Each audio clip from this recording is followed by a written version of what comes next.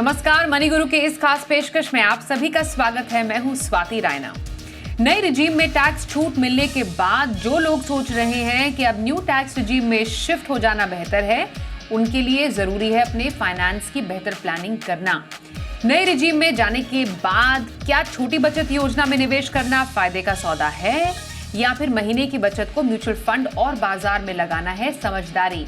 तो नए रिजीम की नई फाइनेंशियल प्लानिंग की आज हम करने वाले हैं बात। हमारे साथ दो खास एक्सपर्ट्स हैं, आनंद राठी वेल्थ से ऋषिकेश पालवे और कम्बीर सर्कल कंसल्टेंट से विकास पुरी।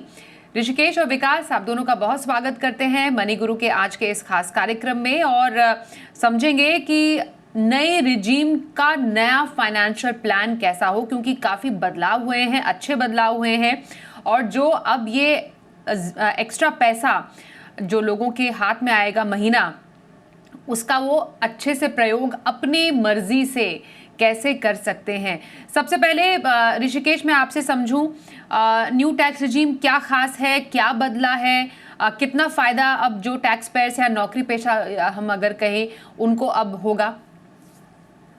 नमस्ते स्वाति जी, विकास जी नमस्ते और सारे दर्शकों को नमस्ते।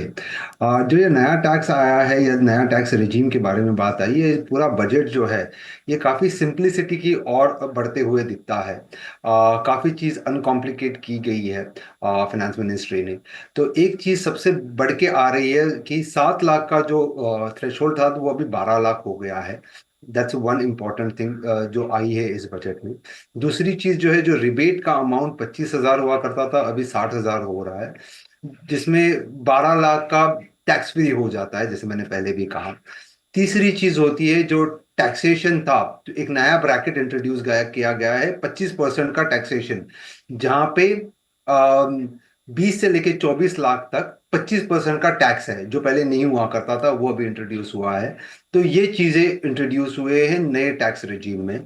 और एक चीज कहना चाहता हूं कि सारे आंकड़े जो है उनको भी सिंप्लीफाई किया गया है। 4 का पहाड़ा और 5 का पहाड़ा काफी अच्छी तरह से दिखाई देता है, क्योंकि अगर हम स्लैब्स देखें तो 0 to 4 लाख तक कोई टैक्स नहीं, 4 to 8 lakh, 8 to 12 lakh, 12 to 16, 16 to 20, 20 to 24 and 24 and above, ये सारे 4 के डिनोमिनेशन में आते हैं। और जो टैक्सेशन है वो 5 के डिनोमिनेशन मल्टीप्लिकेशन में आते हैं। तो ये कुछ चीजें हैं वो नए रेजीम में इस बजट में उभर के आई है।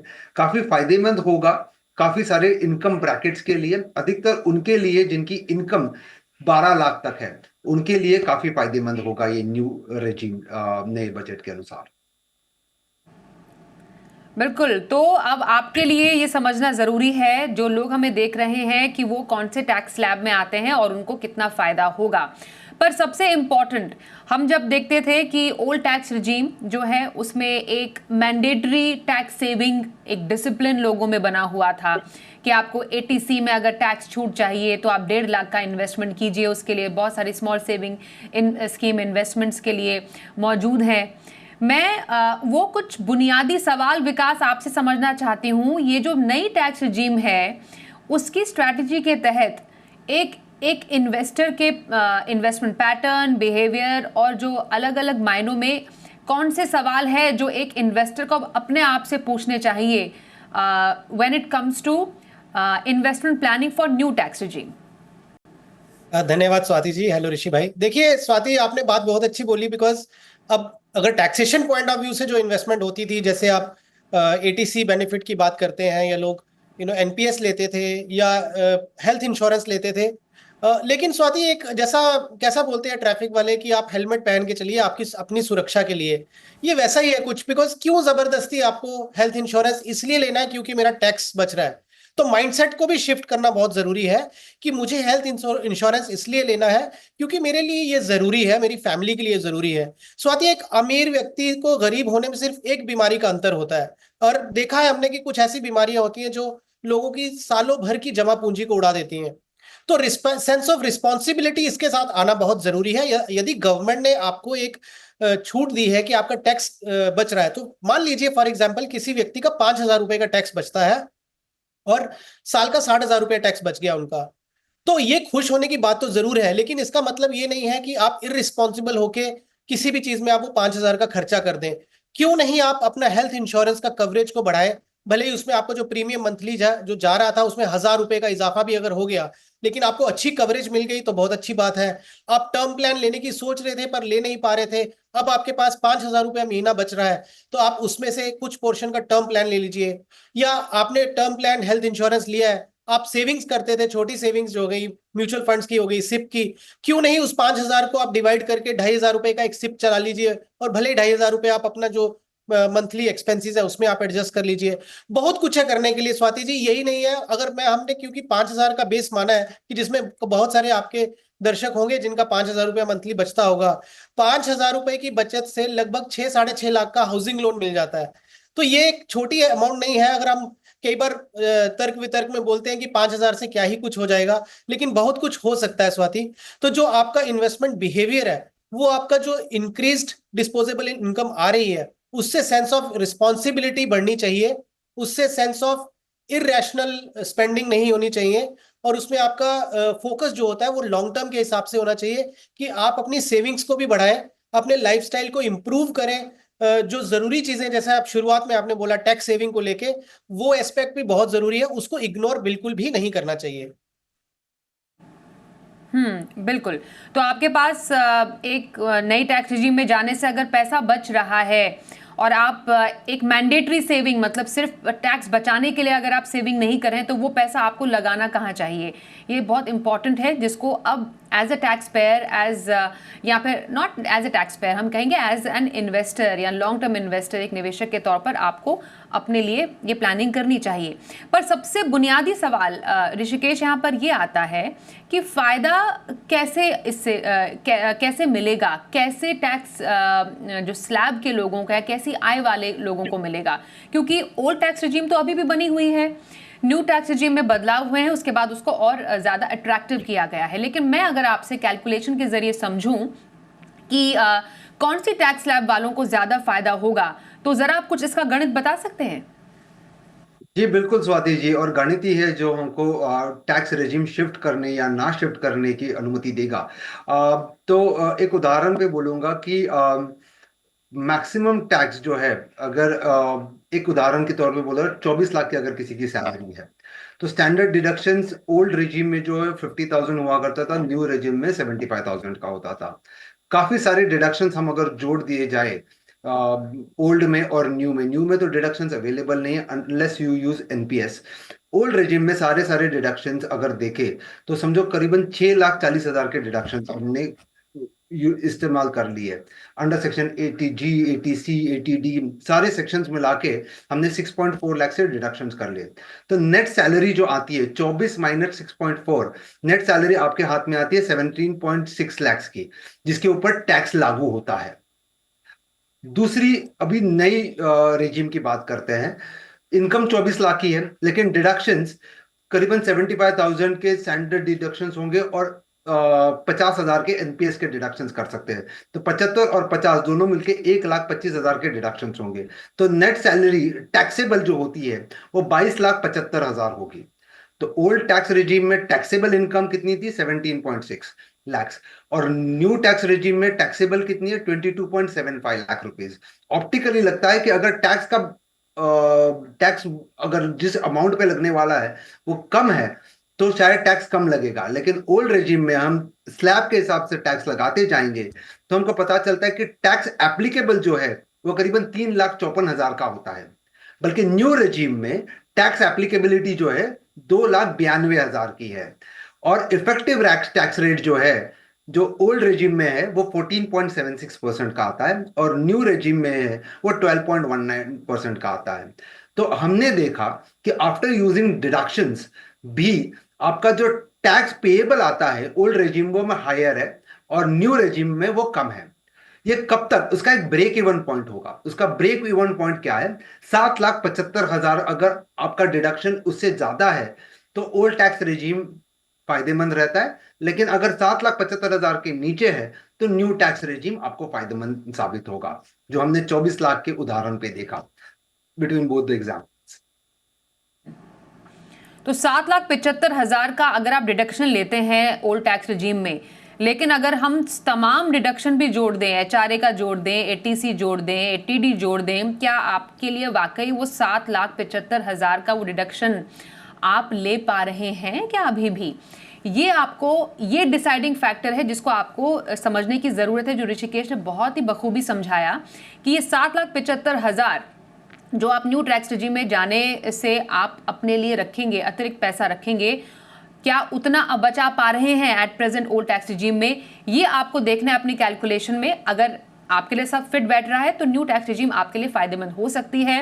लगभग 75% जो टैक्स पेयर्स थे, जो नंबर्स आए थे हालिया, उसमें कहा गया था कि न्यू टैक्स रेजिम में ऑलरेडी जा चुके हैं, और ऐसा अनुमान जताया जा रहा है तमाम एक्सपर्ट्स के द्वारा कि इन तमाम चेंजेस के बाद हो सकता है ये नंबर्स अप टू 90% या 90% अबव भी जा सकता है। लोग न्यू टैक्स रेजिम की तरफ और ज़्यादा जाएंगे। पर ये जो एक्स्ट्रा जो पैसे आ रहे हैं, आपने विकास यहाँ पर बात की बिहेवियरल चेंजेस, देश के फंडामेंटल्स हो सकते हैं। मुझे एक बात बताइए, जो ये स्मॉल सेविंग स्कीम्स हैं जो कि बरसों से हम जिस पे इन्वेस्टमेंट करते आ रहे हैं, पीपीएफ हो गया, फिर आपका सुकन्या समृद्धि हो गया, एनपीएस तो थोड़ा सा देर के बाद आया था, क्या ये उतनी अट्रैक्टिव इन्वेस्टमेंट ऑप्शंस हैं, या फिर आपको लगता है कि जो अब आगे ऐसे इन्वेस्टमेंट ऑप्शंस में पैसे लगाना चाहते थे वो बेहतर रहेगा वो इक्विटी में लगाएं या बाजार में ये पैसे लगाएं? देखिए Swati, fundamentals of financial planning तो चेंज नहीं होते, बिकॉज आपकी टैक्स लाइबिलिटीज या टैक्स जो रिजीम है वो चेंज हो रही है, बट क्या फंडामेंटल्स ऑफ इन्वेस्टिंग चेंज होगा? नहीं। वो क्योंकि आपके गोल के साथ जुड़ा हुआ है, आपकी रिस्क एपिटाइट के साथ जुड़ा हुआ है। सुकन्या समृद्धि एक इतनी अच्छी स्कीम है जो अपनी बिटिया रानी के लिए है। अब क्या मेरा टैक्स बच रहा है तो क्या मुझे अपनी बेटी के बारे में नहीं सोचना है? बिल्कुल सोचना चाहिए, बिकॉज आपकी वो स्कीम ही डिजाइन ऐसे की गई है कि जिनके यहाँ पे बिटिया है उसका एक लंबी अवधि के लिए आप निवेश करिए, डिसिप्लिन से निवेश करिए, और उसमें एक स्टेडी इनकम आपको आती रहेगी। अब इसकी हाइंडसाइड में दूसरी तरफ देखिए कि आप जब गोल प्लानिंग करते हैं तो आपको एक आपके रिस्क एपिटाइट के हिसाब से रिस्की एसेट्स लेते हैं और एक नॉन रिस्की एसेट लेते हैं। तो जब नॉन रिस्की एसेट लेना है तो सुकन्या समृद्धि आज भी उसके दायरे में आएगा। वैसे अगर आप पीपीएफ की बात करते हैं, जब हम रिस्क एपिटाइट की बात करते हैं, गोल प्लानिंग की बात करते हैं, तो मुझे जरूरी नहीं है कि पीपीएफ मुझे केवल टैक्स के पॉइंट ऑफ व्यू से ही बचाना था।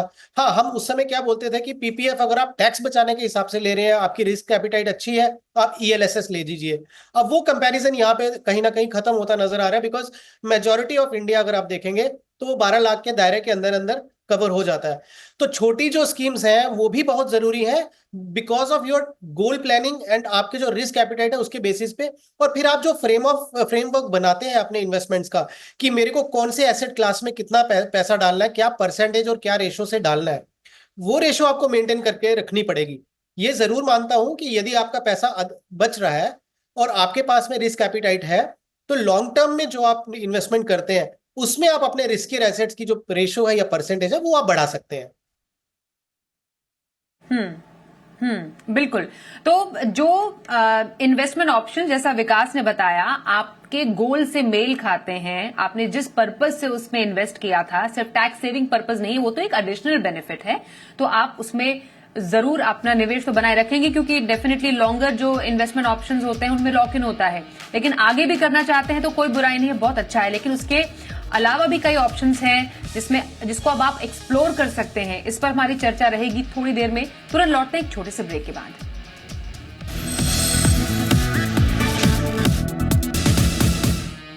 तो क्या आपके महीने में ज्यादा पैसे बचने वाले हैं न्यू टैक्स रेजिम में? क्या आपको ज्यादा फायदा होगा? क्या नए सिरे से अब आपको बचत, निवेश और खर्च की प्लानिंग करनी चाहिए?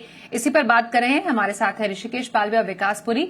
ऋषिकेश, जरा आप बताइए कि ये जो एडिशनल बचत की हम बात कर रहे हैं, अगर किसी को होती है तो इसका सदुपयोग जो कहते हैं कैसे किया जाए, और किस तरीके से इन पैसों को आप लगाने की सलाह देंगे?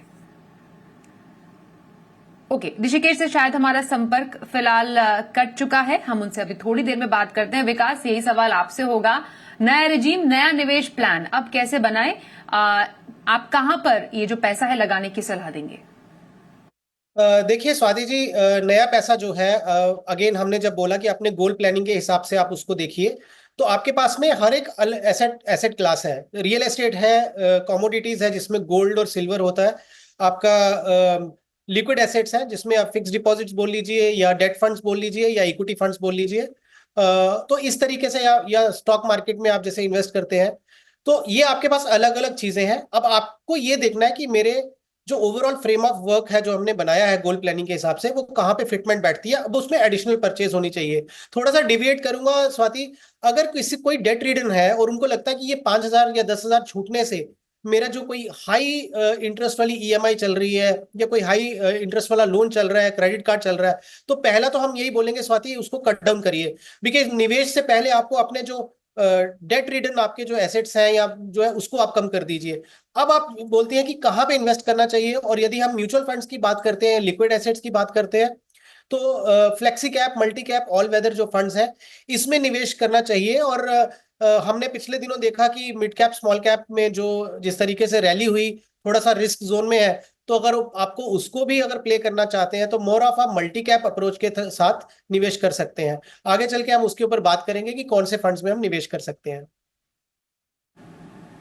बिल्कुल, ऋषिकेश भी हमारे साथ वापस शो में शामिल हो चुके हैं। ऋषिकेश, कैसे इन पैसों का फायदा उठाया जाए, कहां पर अब आपकी प्लानिंग की सलाह रहेगी? जी स्वाति जी, मैं कहना चाहूंगा कि पहले सर्वप्रथम तो ये कंक्लूसिव होता है, अधिकतर कंक्लूसिव होता है कि न्यू टैक्स रेजिम जो है ये बेहतर विकल्प है चूज करने का फ्रॉम टैक्स पर्सपेक्टिव। जो पैसे बचते हैं, जैसे हम पहले भी कह रहे थे कि जो डिडक्शंस के लिए हम निवेश करते थे, काफी सारी चैलेंजेस थे वहां पे, जहाँ पे हम देख रहे थे कि लिक्विडिटी एक बहुत बड़ा चैलेंज हुआ करता था, और दूसरी चीजें रिटर्न एक दूसरा चैलेंज हुआ करता था, क्योंकि जो इन्वेस्टमेंट ऑप्शंस या जो विकल्प वहाँ अवेलेबल है, वहां पे लॉक इन का काफी हद तक या लिक्विडिटी का चैलेंज दिखाई देता है। वो पैसे अगर बचते, करीबन लाख रुपए जो बचते हैं, उसकी आप SIP कर सकते हैं, और उसका जो रिटर्न पोटेंशियल जो है, जो 7-8 के बीच में आता था, पोस्ट टैक्स बेसिस पे भी 11-12% का हो जाता है। तो over a period of 10-20 years, because of compounding, वो काफी इंक्रीमेंटल ह्यूज वैल्यू बन सकती है। तो मेरे हिसाब से जो नॉर्मल म्यूचुअल फंड्स, इक्विटी और डेट का प्रमाण आप निर्धारित कर लो आपके लक्ष्य के हिसाब से, और उस हिसाब से आप निवेश कर सकते हो। बिल्कुल, तो आपको एक परफेक्ट बैलेंस बनाने की ज़रूरत है अपने सेविंग में, स्पेंडिंग में और इन्वेस्टमेंट में।